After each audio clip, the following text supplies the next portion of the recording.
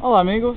Hi guys, Walter's World here, and we're at the São Vicente del Fora church, and which is, if you look over here, you can kind of make out the castle right there. It's the two spires you see from the castle when you go there.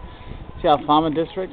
Anyway, São Vicente del Fora was basically the first main big church that was built outside the walls. That's why it's called the Fora, which means outside. Now, up on there, you can walk on the ramparts, but right now they're doing some maintenance, so we couldn't get up there.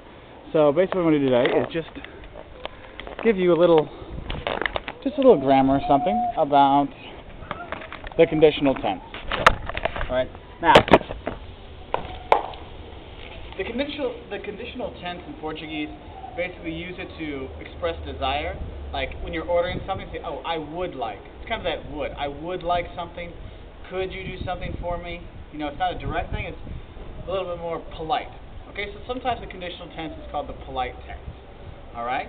Also use it sometimes to ask questions. If you want to ask questions politely, like, could you pass me? Like, poderia passar-me? Poderia passar-me. Could you pass me something? Okay? Or if you want to make suggestions to people. Alright? There's those three main things. Also, I look at it if you want to say would. Okay? I would talk to her, but eu falaria com ela. I would talk to her. Eu falaria com ela. Okay? Yeah, so a little bit of a doubt sometimes too. Now, when you form this, it's very simple. It's like the future two tense, the other future. All you do is add an ending onto the verb. Okay? And 99% of the verbs stay the same.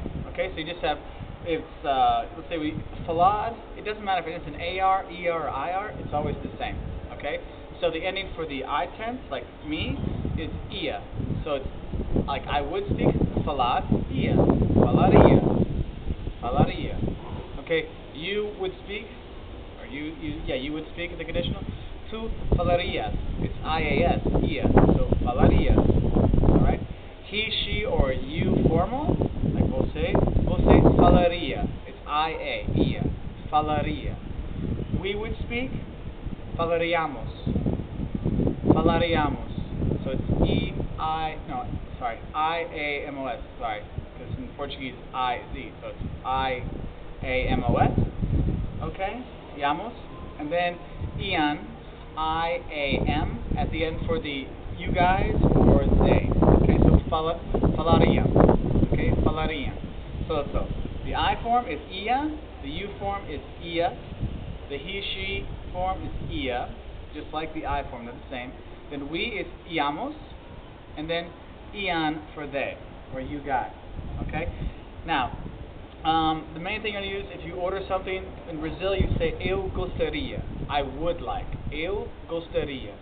Okay, in Portugal they say more I want, eu quero. That's kind of stronger. You want to be nice and more polite, eu gostaria, I would like. Alright, if you want to ask, like I said before, now that we've practiced the stuff, you can practice and know what I'm saying. Could you pass me? Could you? Poderia is could you. Poderia. So it's going to be formal. Você poderia passar-me? Could you pass me? Poderia passar-me? And then if you want to suggest something, okay? And that would be a nice way to suggest that. Something like you could say, hey, you should do that. Deves fazerlo. You should do it. But you want to say, oh, you should do it, but in a much nicer way. Deverias. Okay, so if you want to say, you should talk to her. Deverias falar com ela. Deverias falar com ela. You should talk to her. Alright? Now, there's two main verbs that have irregular tense here. That's dizer, which is to say, and to speak. It's more to say. And fazer, which is to do. Fazer. And the Z's change to R's. Okay? And then it stays the same. So, dizer, I would speak, deria. Deria. You speak, derias. Derias. He or she speaks, deria. Deria. We would speak, diriamos. Diriamos. And they would speak, diriam. Diriam. And fazer is the same way. You drop out that Z and you put an R in instead, and that's all it is. So it's a very simple tense. It's also a very simple thing to use to sound a lot more polite. Okay, so when you speak Portuguese, it's always nice to be polite in any language. So check it out. If you're ever here, you want to come see the São Vicente church, because they have these amazing, these azulejos aren't too good on the walls here, but if you go inside, they have all kinds of fables from La Fontaine. They've done them all in azulejos. And has little stories there in English, Portuguese, French. That's a nice place to bring your kids. And you can see the inside if you look at the Walter's World Lisbon for Kids.